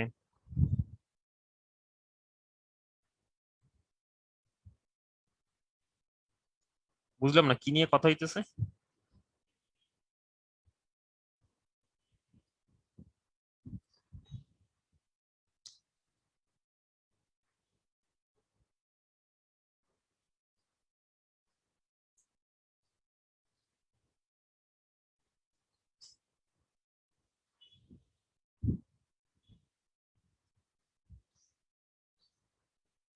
ওকে, আচ্ছা, মোটামুটি সবারই ক্লিয়ার হয়ে গেছে। আচ্ছা, ওকে, ঠিক আছে। আচ্ছা, তাহলে এখন আমরা অঙ্কটা করি। এই অঙ্কটা খুবই সিম্পল। একই চাপে ও তাপমাত্রায় কোনো একটা পাত্রের একই ছিদ্রপথে পি ও কিউ নামক দুটি গ্যাসের নিঃসরণ হার যথাক্রমে 0.3 এবং 0.2। ওকে, যদি কিউ গ্যাসের ঘনত্ব 10 হয় তাহলে পি গ্যাসের ঘনত্ব কত? তাহলে এখন ঘনত্ব কোত্থেকে আসলে এটা একটু বোঝা যাক। তো আমরা যখন একদম শুরুর দিকে গ্যাসের সূত্রগুলো পড়তেছিলাম তখন যদি তোমাদের মনে থাকে যে কোন একটা গ্যাসের ঘনত্ব ডি ছিল হচ্ছে PM ডিভাইডেড বাই RT, অর্থাৎ স্থির চাপ এবং তাপমাত্রায় গ্যাসের ঘনত্ব ইজ প্রপোর্শনাল টু মোলার ভর। ওকে, তো এখন হচ্ছে আমরা এই জিনিসটা এখানে অ্যাপ্লাই করি। তো এখানে পি আর কিউ দুইটা গ্যাস আছে, সুতরাং যদি দুইটা গ্যাস থাকে তো শুধু আমি বলতে পারবো যে R of P divided by R of Q সমান সমান হচ্ছে √m of Q divided by m of P. ঠিক আছে, এই হচ্ছে আমাদের এখানকার মোটামুটি সিন সিনারিও। ওকে, সো এখন আমি যেহেতু জানি যে ঘনত্ব ইজ প্রপোর্শনাল টু m, অর্থাৎ মোলার ভরের সমানুপাতিক, তার মানে মোলার ভরের অনুপাত আর ঘনত্বের অনুপাত আসলে সেম হবে, অর্থাৎ RP ডিভাইডেড বাই RQ সমান সমান হবে হচ্ছে √d of Q divided by d of p। So এখন আমার কিন্তু কাজটা খুবই সিম্পল হয়ে গেল, আমাকে কিউ গ্যাসের ঘনত্ব বের করতে হবে। আচ্ছা, কিউ গ্যাসের ঘনত্ব 10 হলে আমাকে পি গ্যাসের ঘনত্ব বের করতে হবে। সো আমি হচ্ছে দুই পাশে স্কোয়ার করি, অর্থাৎ d of p divided by d of Q squared, sorry squared না, তো এটা তো হবে নর্মাল, আমি যদি দুই পাশে স্কোয়ার করি তাহলে এটা নর্মাল হবে, সমান সমান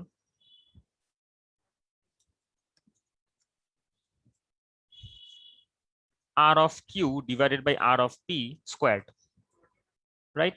তাহলে এখানে আমি d অফ p বের করব, তাহলে d অফ p সমান সমান হচ্ছে R of Q divided by হচ্ছে R of p squared into 10, right?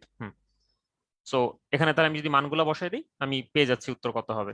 তাহলে এখানে d অফ p সমান সমান হবে হচ্ছে R অফ কিউ, কিউ এর ব্যাপন হচ্ছে 0.2, অর্থাৎ 0.2 ডিভাইডেড বাই হচ্ছে 0.3 স্কোয়ার্ড ইন্টু 10, তাহলে কত হয় 0.2/0.3, অর্থাৎ 2/3 মানে 0.67, মানে 4/9 ইন্টু 10। ওকে, 4.44, খুবই সিম্পল একটা answer. D of P, P এর ঘনত্ব হচ্ছে 4.44, অ্যান্সার।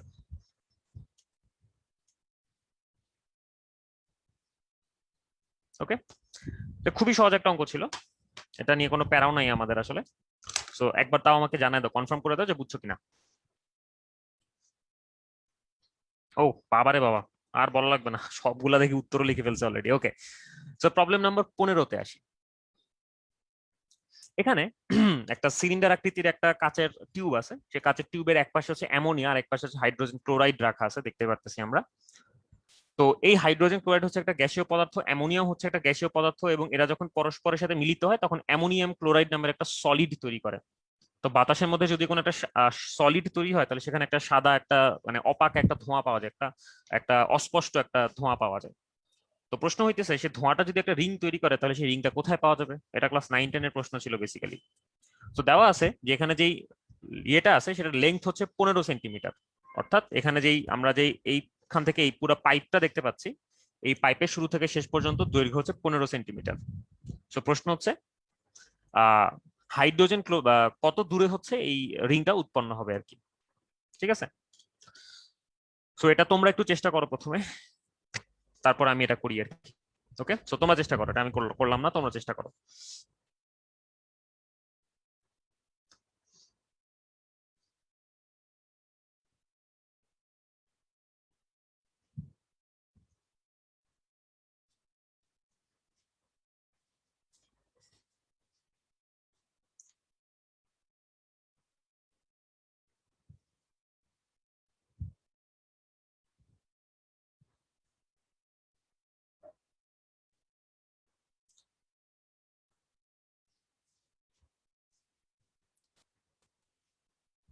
কোয়েশ্চেন হচ্ছে এই যে অ্যামোনিয়া আর হাইড্রোজেন ক্লোরাইড, এই দুইটা গ্যাসকে হচ্ছে একটা 15 সেন্টিমিটার, এটার দৈর্ঘ্য ছিল হচ্ছে 15 সেন্টিমিটার, এটার দৈর্ঘ্য ছিল 15 সেন্টিমিটার।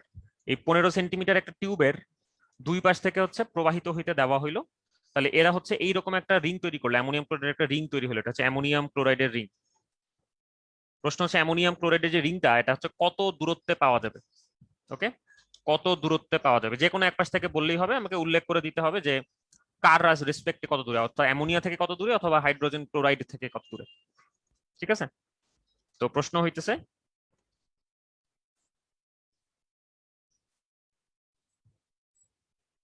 গ্যাস দ্বয় টিউবের কোথায় মিলিত হবে। ওকে, ঠিক আছে, হ্যাঁ খুবই চিনা পরিচিত ম্যাথ, সারপ্রাইজ অপেক্ষা করতেছে যদিও একটু পরে।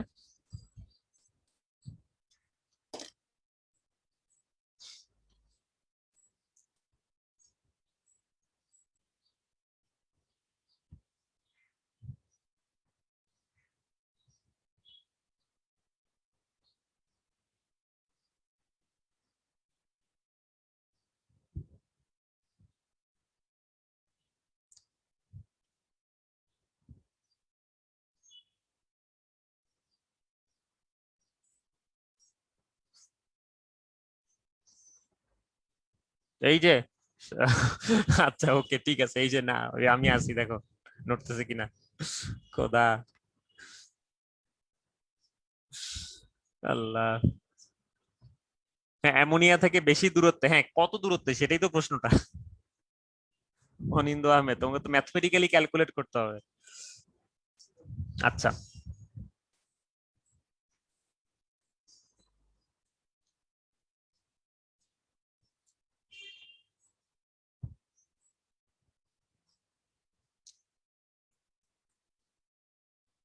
ওকে, আচ্ছা সো আমি আস্তে ধীরে শুরু করি। তো যেহেতু একটা সিলিন্ডার টাইপের একটা পাইপ, তো এই সিলিন্ডার টাইপের পাইপের আমি হচ্ছে কিছু ফ্যাক্টর ধরে নেই। তো মনে করে সিলিন্ডার টাইপের পাইপটার দৈর্ঘ্য হচ্ছে এল। ওকে, যে এল এর মান হচ্ছে 15 সেন্টিমিটার, দৈর্ঘ্য হচ্ছে এল। ওকে, এবং এই সিলিন্ডার আকৃতির পাইপের যে ব্যাসার্ধ সে ব্যাসার্ধ হচ্ছে আর। ক্লিয়ার?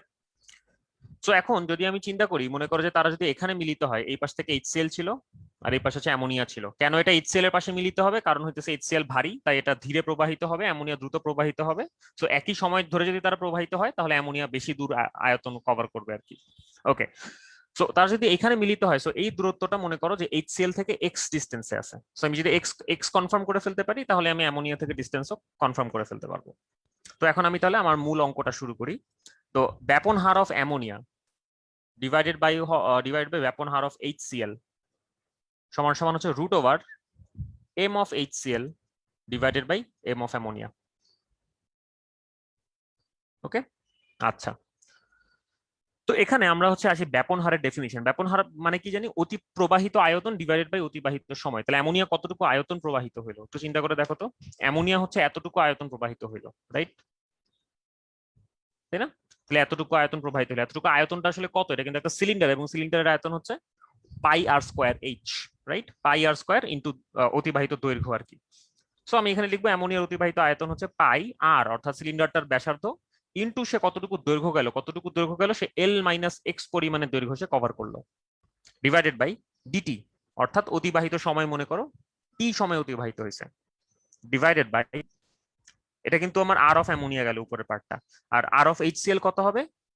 HCl এর অতিবাহিত আয়তন। HCl কতটুকু আয়তন প্রবাহিত হইলো? HCl হচ্ছে এতটুকু পরিমাণ আয়তন প্রবাহিত হইলো। খেয়াল করো যে এতটুকু পরিমাণ আয়তন HCl প্রবাহিত হয়েছে।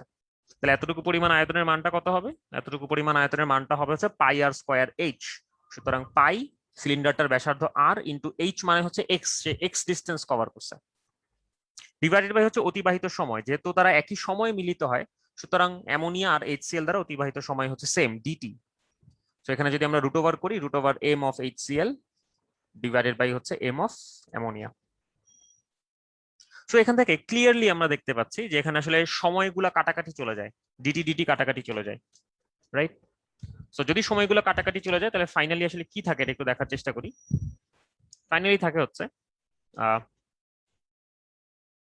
πr², তো কাটাকাটি চলে যায়, আমি এটা কেন কাটাকাটি করিনি, ডিটি ডিটি কাটাকাটি যায়, πr²ও কাটাকাটি যায়। সুতরাং আমরা ফাইনালি পাচ্ছি হচ্ছে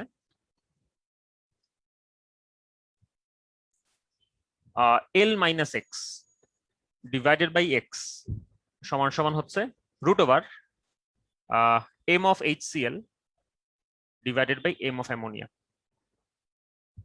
ওকে, তো এখন আসি এল এর মান কত? এল এর মান হচ্ছে 15 সেন্টিমিটার, তাহলে 15 - x divided by x, divided by x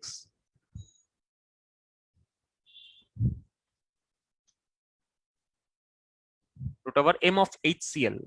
HCl এর মোলার ভর হচ্ছে 36.5 ডিভাইডেড বাই অ্যামোনিয়ার মোলার ভর হচ্ছে 17।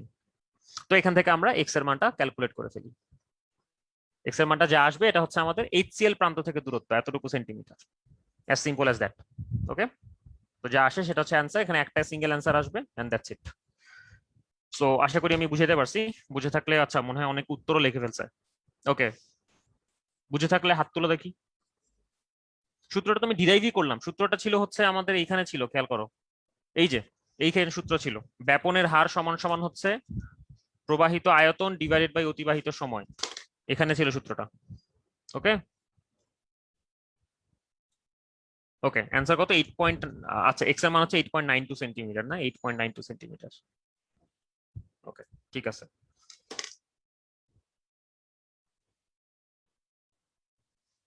আচ্ছা, যে সূত্রটা, এই যে সূত্রটা আমি লিখিয়ে রাখতেছি, ব্যাপন হারের সূত্র, রেট অফ ডিফিউশন, ব্যাপন হারের সূত্র রেট অফ ডিফিউশন সমান সমান হইতেছে ডিভি ওভার ডিটি। ওকে, একক আয়তনে প্রবাহিত আয়তন, একক সময়ে প্রবাহিত আয়তন, এটা হচ্ছে ব্যাপন হারের সূত্র।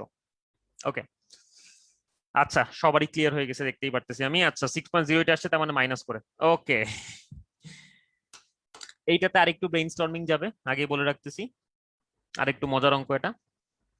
একটা সিলিন্ডার আছে, একটা কোনক আছে এখানে, আগেরটা তো সিলিন্ডার ছিল, এখন একটা কোনক আছে। এই কোনকের দৈর্ঘ্য হচ্ছে h, এবং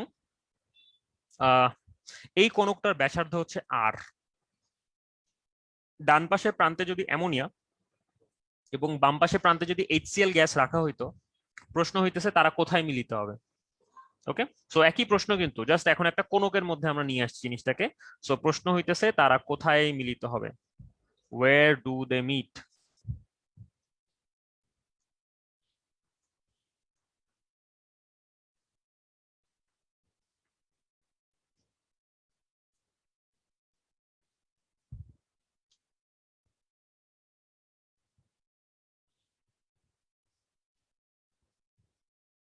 ওকে, আহ চেষ্টা করো এটা একটু।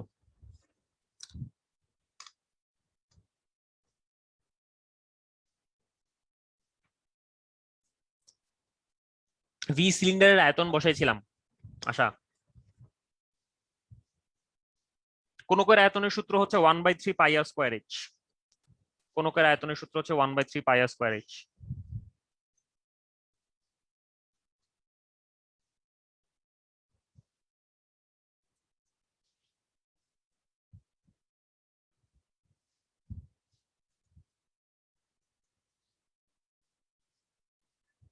ওকে, সে কোনকের আয়তনের সূত্র। খুবই বাজে লেখা হয়েছে তো।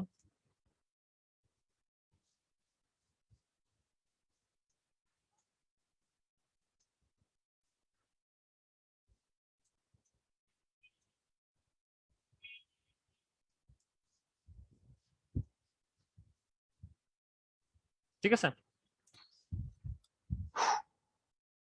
এইচ হচ্ছে না বক্রতলের দৈর্ঘ্য, না এইচ হচ্ছে অক্ষের দৈর্ঘ্য। অক্ষের দৈর্ঘ্য এখানে দাগ দেওয়া আছে, বক্রতলের দৈর্ঘ্য হলে তো এরকম একটা দাগ দেওয়া থাকতো, এইটা দেওয়া থাকতো। বক্রতলের দৈর্ঘ্য হচ্ছে এইটা, এটা না। এইচ হচ্ছে একদম উচ্চতা আর কি। ঠিক আছে, এইচ হচ্ছে কোনকের উচ্চতা।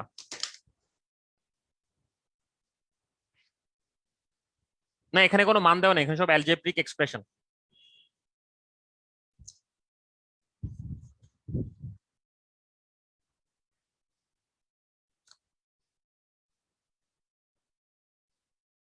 অঙ্ক দীক্ষাই কইতাছে পারি না।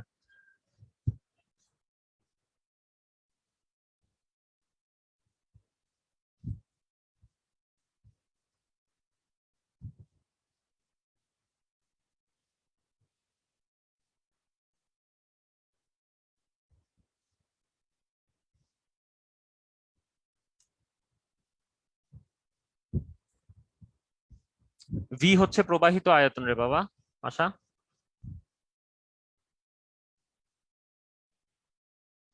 এইচ কত না, তোমাকে উত্তরটা আর এবং এইচ এর মাধ্যমে প্রকাশ করতে হবে। আর এবং এইচ এর মাধ্যমে প্রকাশ করতে হবে। ওকে,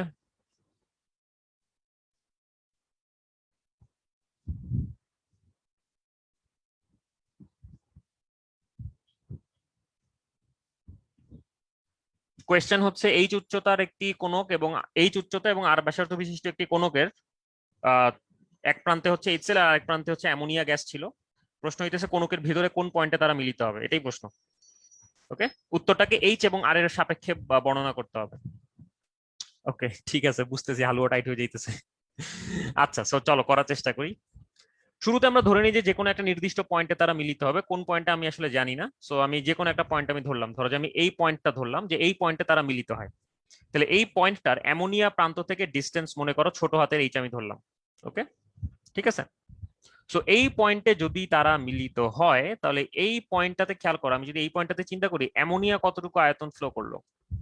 অ্যামোনিয়া হচ্ছে এতটুকু পরিমাণে ফ্লো করলো। খেয়াল করো, আমি যদি একটা রং দিই, লাল লাল রং দিয়ে মনে করো অ্যামোনিয়া হচ্ছে এতটুকু আয়তন ফ্লো করলো। রাইট, অ্যামোনিয়া এতটুকু আয়তন ফ্লো করলো। আর এইচসিএল কতটুকু আয়তন ফ্লো করলো? এইচসিএল হচ্ছে এই পুরাটা আয়তন ফ্লো করলো।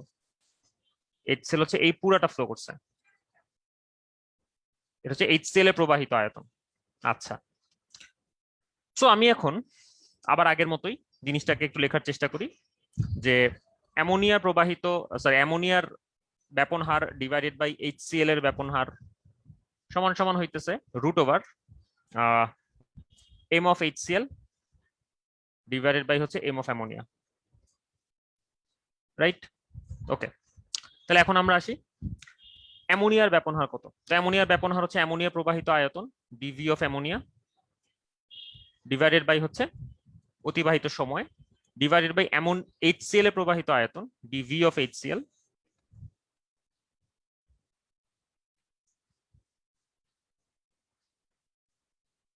ডিভাইডেড বাই হচ্ছে অতিবাহিত সময় সমান সমান root over M of HCl divided by M of ammonia. ঠিক আছে, এখন আসি, যেহেতু তারা একই সময় মিলিত হয় সুতরাং অতিবাহিত সময় দুইজনের জন্যই সেম, সুতরাং এখানে ডিটি ডিটি কাটাকাটি যাবে। তারপরে কি থাকবে, তারপরে হইতেছে অ্যামোনিয়ার অতিবাহিত আয়তন। অ্যামোনিয়া হচ্ছে যে ছোট্ট ছোট্ট কোনকটা কিন্তু অতিক্রম করলো, রাইট? তাহলে ছোট্ট কোনকের আমরা উচ্চতা জানি এইচ, কিন্তু আমরা ব্যাসার্ধটা জানি না। ব্যাসার্ধ ধরলাম আর, এই আরটা কিন্তু আমার ধরে নিছি আমি, সুতরাং আমার উত্তরে আর থাকা যাবে না। তো আমি এখানে লিখবো কি 1/3 পাই ছোট হাতের r square h divided by HCl এর অতিবাহিত আয়তন। HCl হচ্ছে আমাদের এই জায়গাটা কভার করতেছে, রাইট? তাহলে এই জায়গাটা মানে আসলে কত, পুরাটার আয়তন মাইনাস ছোট কোনকটার আয়তন, অর্থাৎ বড় কোনকের আয়তন মাইনাস ছোট কোনকের আয়তন। তাহলে আমি যদি এটা করি, বড় কোনকের আয়তন হচ্ছে 1/3 পাই আর স্কোয়ার এইচ মাইনাস ছোট কোনকের আয়তন হচ্ছে 1/3 পাই ছোট হাতের আর স্কোয়ার এইচ সমান সমান হইতেছে root over M of HCl divided by M of ammonia. Okay, এখন আমরা মজাটার একটু বোঝার চেষ্টা করি। এই প্রত্যেকটা জায়গা থেকে কিন্তু 1/3 পাই কাটাকাটি যায়, তো সুতরাং আমি 1/3 পাইটা কেটে দিই, 1/3 পাইটা কাটাকাটি যায়। তাহলে ফাইনালি আসলে একটা ফরম্যাট তৈরি হয়। সেই ফাইনাল ফরম্যাটটা কিরকম একটু দেখা যাক। ফাইনাল ফরম্যাটটা হচ্ছে r square h divided by R square H minus ছোট হাতের আর স্কোয়ার এইচ সমান সমান হইতেছে root over M of HCl divided by M of ammonia. ভালো কথা, এই একটা ফরম্যাট পাইলাম। আমার আননোন হচ্ছে এখানে ছোট হাতের এইচ, আর আমার নোন হচ্ছে এখানে বড় হাতের আর আর বড় হাতের এইচ। ছোট হাতের আর কিন্তু আমার একটা আরবিটারি ধ্রুবক, এটা কিন্তু আমি র্যান্ডমলি ধরছিলাম, সুতরাং ছোট হাতের আর কিন্তু আমার উত্তরে থাকা যাবে না। সো এখানে আমার একটা চ্যালেঞ্জ যেটা হইলো সেটা হইলো অমিট স্মল আর, ছোট হাতের আর রাখা যাবে না, এটাকে আমাদের বাদ দিতে হবে। তোমরা কি কোনো বুদ্ধি বের করতে পারো যেটাতে আমরা ছোট হাতের আরটাকে বাদ দিতে পারবো? কারণ ছোট হাতের আর উত্তরে রাখা যাবে না, উত্তরকে আমাদের ছোট হাতের এইচ দিয়ে প্রকাশ করতে হবে, বড় হাতের আর এবং বড় হাতের এইচ সাপেক্ষে। ওকে, সো চিন্তা করো এখানে ছোট হাতের আরটাকে তোমরা কিভাবে অমিট করতে পারো। এটা হুদাই, এটা ম্যাটার করে না HCl, কারণ এখানে এইচ হচ্ছে একটা ভ্যারিয়েবল। সো তুমি যদি এখানে এইচ এর মানটা বের বের করো, তুমি দেখবা যে এইচ এর মানটা হচ্ছে HCl এর দিকে সরে আসছে অনেকটা। স্মল আর কে কাটাকাটি করতে হবে। এইচ দেওয়া, ছোট হাতের এইচ দেওয়া নেই, ছোট হাতের এইচ তোমাকে বের করতে হবে, ছোট হাতের এইচ নির্ণয় করতে হবে বড় হাতের আর আর বড় হাতের এইচ সাপেক্ষে। ঠিক আছে, দেখো ঠান্ডা মাথায় ভাবো কিভাবে বের করা যায় ছোট হাতের আর। ছোট হাতের আর কে তোমার অমিট করতে হবে, ছোট হাতের আর রাখা যাবে না। ছোটবেলার জ্যামিতি চিন্তা করো, ছোটবেলায় জ্যামিতি তো পড়ছো, বহুত উপপাদ্য মুখস্থ করছো, দেখো কোনো উপপাদ্য কাজে লাগে কিনা।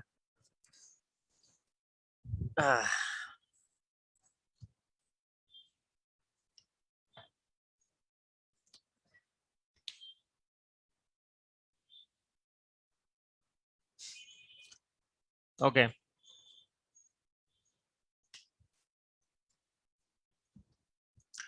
আমি এখানে ছবিটা একটু রিড্র করি। ওকে, সো মনে করো যে তারা হচ্ছে এই পয়েন্টে মিলিত হয়। তাহলে এই পয়েন্টে আমি যদি আরেকটা এরকম একটা ছোট্ট একটা ইয়ে তৈরি করি, কোণক তৈরি করি, এই কোণকের ব্যাসার্ধকে যদি আমি আর ধরি, তাহলে খেয়াল করো তো এখানে দুইটা সমকোণী ত্রিভুজ পাওয়া যায় না? এই ছোট একটা সমকোণী ত্রিভুজ আর হচ্ছে বড় একটা সমকোণী ত্রিভুজ। খেয়াল করে দেখো, ছোট্ট করে খেয়াল করে দেখো, বড় একটা সমকোণী ত্রিভুজ পাওয়া যায়, ছোট একটা সমকোণী ত্রিভুজ পাওয়া যায়, যেটা বড় একটা সমকোণী ত্রিভুজ। এই বড় একটা সমকোণী ত্রিভুজের ব্যাসার্ধ হচ্ছে আর, আর দৈর্ঘ্য হচ্ছে এইচ, এবং ছোট হাতের সমকোণী ত্রিভুজের ব্যাসার্ধ হচ্ছে আর এবং এই জায়গাটা হচ্ছে ছোট হাতের এইচ। তো আমি এই দুটো সমকোণী ত্রিভুজের মধ্যে খেয়াল করো, এই একটা কোণ হচ্ছে কমন কোণ, একটা কোণ সমকোণ, সুতরাং তৃতীয় কোণটারও মান পরস্পরের সমান, সুতরাং এই কোণ আর এই কোণের মান পরস্পরের সমান। সুতরাং বড় ত্রিভুজ আর ছোট ত্রিভুজ হচ্ছে পরস্পরের সদৃশ কোণী ত্রিভুজ। সুতরাং এখানে যে দুইটা ত্রিভুজ আছে তারা হচ্ছে সদৃশ কোণী।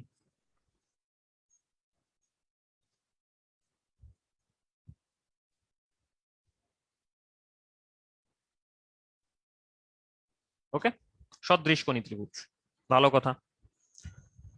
তো এই সদৃশকোণী ত্রিভুজ থেকে আমরা এখন একটা সূত্র বের করতে পারি। আমরা জানি যে যে কোনো দুইটা সদৃশকোণী ত্রিভুজের সিমিলার বাহুগুলোর অনুপাত সমান, অর্থাৎ এখানে ছোট হাতের আর বা আর বাই ছোট হাতের এইচ সমান সমান হবে হচ্ছে বড় হাতের আর বাই বড় হাতের এইচ। সুতরাং এখান থেকে আমি ছোট হাতের আর এর একটা মান বের করে ফেলতে পারি। ছোট হাতের আর মানে হচ্ছে বড় হাতের আর ইন্টু ছোট হাতের এইচ ডিভাইডেড বাই হচ্ছে বড় হাতের এইচ। এই মানটাকে আমি এখন এই জায়গাটাতে বসাই দিব, এই জায়গাটাতে বসাই দিব। সুতরাং আমাদের মূল সমীকরণটা কি ছিল? R square h divided by R square H minus r square h সমান সমান হচ্ছে root over M of HCl divided by M of ammonia. Okay, তো এখানে আমরা ছোট হাতের আর এর মানটা বসাই দিই। সুতরাং আমি যদি ছোট হাতের আর এর মানটা বসাই দিই, আর এইচ ডিভাইডেড বাই বড় হাতের এইচ স্কোয়ার্ড ইন্টু ছোট হাতের H divided by R square H minus R H divided by বড় হাতের এইচ স্কোয়ার্ড ইন্টু ছোট হাতের এইচ সমান সমান root over M of HCl divided by M of ammonia. Okay, এখন খেয়াল করো, এখন কিন্তু আমার সমীকরণের মধ্যে শুধুমাত্র ছোট হাতের এইচই আছে একমাত্র আননোন, বাকিগুলোর রেসপেক্টে আমি এখন অ্যান্সারটা বের করতেই পারি। সো আমি যদি আরেকটু ম্যানিপুলেশন করি, আমি কি পাচ্ছি? আমি পাচ্ছি হচ্ছে এটি তো পাইতেছি নাকি, হ্যাঁ আমি পাচ্ছি হচ্ছে r square h cube divided by হচ্ছে h squared divided by R square H minus r square h cube divided by h squared সমান সমান root over M of HCl divided by M of ammonia. So এখন এখান থেকে তুমি কি করবা? তুমি এখান থেকে হচ্ছে একটু রিগোরাস ক্যালকুলেশন করার মাধ্যমে তুমি এখান থেকে এইচ খুঁজে বের করবা। ওকে, সো এইচ এর মান যা আসে সেটাই হচ্ছে আমাদের অ্যান্সার। ওকে, সো আমি তাহলে হচ্ছে আরেকবার বলে যাই জিনিসটা আমি কি করলাম। এক্স্যাক্টলি আগে যে অঙ্কটা করছিলাম ওটার মতো করেই আমি আসলে এখানকার কাজটা করছি। আমি এটা একটু মুছে দিই, হ্যাঁ তাহলে আর কি তোমাদের সুবিধা হবে। এটা ডিলিট করে দেই। আচ্ছা, এটাকে এই পাশে নিয়ে আসি, এর পাশে নিয়ে এসে আপনি ডিলিট করে দিই। হ্যাঁ, ওকে। সো যেটা আমি করছি খেয়াল করো, আমি হচ্ছে ওই যে নর্মাল গ্রাহামের গ্যাস ব্যাপন সূত্র ইউজ করছি। গ্যাস ব্যাপন সূত্র ইউজ করে হচ্ছে আমি এই ফরম্যাটটা পাইলাম, রাইট? তো এই ফরম্যাটের মধ্যে আমি হচ্ছে অ্যামোনিয়ার অতিবাহিত আয়তন আর HCl এর অতিবাহিত আয়তনগুলো বের করার চেষ্টা করছি, যেগুলোর মানটা আসলে কত, যেগুলোর মানটা হইতেছে তোমার যথাক্রমে অ্যামোনিয়া হচ্ছে এতটুকু ছোট্ট একটা আয়তন অতিবাহিত করে, সো এটার আয়তন হইতেছে 1/3 পাই আর স্কোয়ার এইচ। আর HCl হচ্ছে বড় কোনকের আয়তন মাইনাস ছোট কোনকের আয়তন, এইটুকু পরিমাণ আয়তন কভার করে। সো এটা আমরা এখানে লিখে ফেললাম। সো একটুখানি কাটাকাটি করার পরে আমরা এখানে দেখতেছি এখানে একটা এক্সট্রা ভ্যারিয়েবল রয়ে যাচ্ছে, যে এক্সট্রা ভ্যারিয়েবলটা হচ্ছে আমাদের ছোট কোনকটার ব্যাসার্ধ, যেটা আমরা জানি না। সো আমার যেটা করতে হবে, ছোট কোনকটার ব্যাসার্ধকে আমার হচ্ছে অমিট করে ছোট হাতে এইচ নিয়ে আসতে হবে। সো এটার জন্য আমরা যেটা করলাম, আমরা সদৃশকোণী ত্রিভুজের কনসেপ্ট ব্যবহার করলাম। সদৃশকোণী ত্রিভুজের একই টাইপের বাহুর অনুপাতগুলো পরস্পরের সমান, সুতরাং ছোট কোণকের বা ছোট সমকোণী ত্রিভুজের আর বাই এইচ আর বড় সমকোণী ত্রিভুজের আর বাই এইচ পরস্পরের সমান। সো এখান থেকে আমরা ছোট হাতের আর বের করে ফেললাম। ছোট হাতের আর আরটা আমি যদি এখানে বসাই দিই তাহলে আমি অ্যান্সারটা পেয়ে যাব। একটু complicated, but this was fun. খুব ইন্টারেস্টিং একটা অঙ্ক। ওকে, সো যদি বুঝে থাকি প্রপারলি তাহলে তো আলহামদুলিল্লাহ ভালোই, বাট না বুঝে থাকলেও প্যারা নাই, তুমি এর রেকর্ডিং দেখে আস্তে আস্তে বুঝে নিতে পারবা, কোনো প্যারাই নেই এটা। ওকে, ঠিক আছে।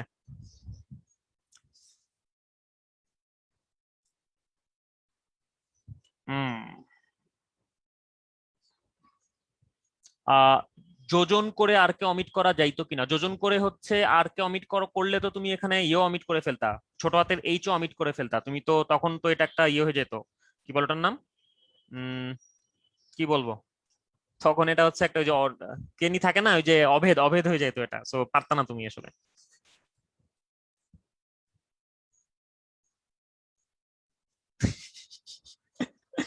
আল্লাহ, ওকে, আচ্ছা ঠিক আছে। ওকে, সো এই হচ্ছে মোটামুটি আমাদের অঙ্কটা। সো বুঝাই যাইতেছে যে আসলে জিনিসগুলা বেশ কমপ্লিকেটেডও হইতে পারে, জাস্ট আমাদের চিন্তাটা ওরকম থাকতে হবে আর কি। সো আমি জাস্ট মাথা কত অ্যাঙ্গেল দিয়ে খাটানো যায় আমি সেটাই দেখাইলাম। তো যেই উপপাদ্যগুলো তুমি ছোটবেলায় হচ্ছে পরীক্ষা পাশের হাতিয়ার মনে করতে বেশিরভাগ ক্ষেত্রে, সেগুলো কিন্তু আসলে বহুত রিয়েল লাইফ এক্সাম্পলে কাজে লাগে। এটা যদিও একটা রিয়েল লাইফ এক্সাম্পল না, কারণ ডাল্টন গ্রাহামের গ্যাস বেপন সূত্র মেইনলি এই কাজটাতে, অর্থাৎ একটা কোনক থেকে গ্যাস বেরোবে কিনা এটার কাজে আসলে ব্যবহার করা হয় না। গ্রাহামের গ্যাস বেপন সূত্র হচ্ছে আইসোটোপ ডিফারেন্সিয়েট করার কাজে ব্যবহার করা হয় মূলত। সো এটা হচ্ছে তোমার ইন্ডাস্ট্রিতে, নিউক্লিয়ার ইন্ডাস্ট্রিতে সবচেয়ে বেশি পরিমাণে ব্যবহৃত হয় এই সূত্রটা। তো যাই হোক, ওগুলোর গল্প আলাদা আরেকদিন বলা যাবে, সমস্যা নাই। সো আমি হচ্ছে এই অঙ্কটা দিয়ে শেষ করতেছি। আমি বাস্তব গ্যাসে আর যাবো না, কারণ বাস্তব গ্যাসে গেলে হইতেছে জিনিসটা খুবই কমপ্লিকেটেড হওয়া শুরু করবে। আমি অলরেডি তোমাদের মাথা ঘুরাই দিছি। সো এইটা খুবই সহজ একটা অঙ্ক। আচ্ছা যাই হোক, আমি এটাতেও যাবো না, আমি এটা তোমাদেরকে বাসায় করার জন্য সাজেস্ট করতেছি। সো তোমরা যেহেতু এতক্ষণ ধরে অঙ্ক করছো, আমি আর তোমাদেরকে এখন আর অঙ্ক করাবো না। সো এইটা যদি তোমরা বাসায় করে ফেলতে পারো তো বেস্ট, নাহলে আমি নেক্সট দিন হচ্ছে এই অঙ্কটা দিয়ে শুরু করবো আসলে। ঠিক আছে? সো যাই হোক, আমি বহুত জ্বালাইলাম তোমাদের আজকে, কিন্তু আমি আগে থেকে ভাইয়া সাবধান করে নিয়েছি যে আজকের ক্লাসটা হচ্ছে একটু কঠিন ক্লাস হবে। ঠিক আছে? আচ্ছা, ওকে, ঠিক আছে। হ্যাঁ মারুফ, সবই থাকবে, সবই থাকবে। ওকে, সবকিছুই কানেক্টেড, এই দুনিয়াটাই হইতেছে কানেক্টেড, সবকিছুর সাথে সবকিছু, ইন্ডিভিজুয়াল কোনো কিছুর এক্সিস্টেন্স নাই। ওকে, সো এই হচ্ছে মোটামুটি আমাদের আজকের জিনিসটা গেল। আজকে আমরা গ্রাহামের গ্যাস বেপন সূত্র মোটামুটি ভালো মতো শেষ করতে পারলাম আশা করি। তো এরপরে আমরা যেটা করবো, আমরা হচ্ছে পরের দিন বাস্তব গ্যাস দিয়ে শুরু করবো। এবং আমি বলেই রাখতেছি, এই চ্যাপ্টারের সবচাইতে কঠিন পার্টই হইতেছে বাস্তব গ্যাস। খুবই অল্প একটু পার্ট, বাট বেশ প্যারাদায়ক একটা পার্ট যদি তোমার প্রপারলি বুঝতে হয়। বাট তুমি যদি মুখস্থ করতে চাও, তুমি পুরাটা স্কিপ করে আমার লাস্টের স্লাইডটুকু দেখলেই হয়ে যাবে। সো নেক্সট ক্লাসে একটু প্রিপেয়ার থাকো, আমরা কঠিন কিছু জিনিস দিয়ে শুরু করবো। ঠিক আছে? তো তারপরে আবার একটু সহজ হয়ে যাবে। আমরা যখন বিওডি সিওডি পড়বো, তখন দেখবা পরিমাণ কত রসায়নের জিনিসপাতি চলে আসবে। তোমাদের জাহিদ স্যার হয়তো অলরেডি পড়ানো শুরু করে দিয়েছেন। সো তখন আর কি বেশ কিছু জিনিসপত্র কমন পড়ে যাবে। বাট তার আগে বাস্তব গ্যাসটুকু একটু কঠিন লাগতে পারে, কিন্তু মাথায় মাথায় ওই জিনিসটা সেট করে রাখো যে এটা হচ্ছে শুয়ে শুয়ে করার মতো ক্লাস না, এটা হইতেছে তোমার খাতা কলম নিয়ে বসে চিন্তা করে করে করতে হবে। ওকে, সো এই গেল হচ্ছে মোটামুটি আজকে। তাহলে আমি আজকে আর আগাইলাম না। সো সবাই ভালো থাকো, খোদা হাফেজ সবাইকে।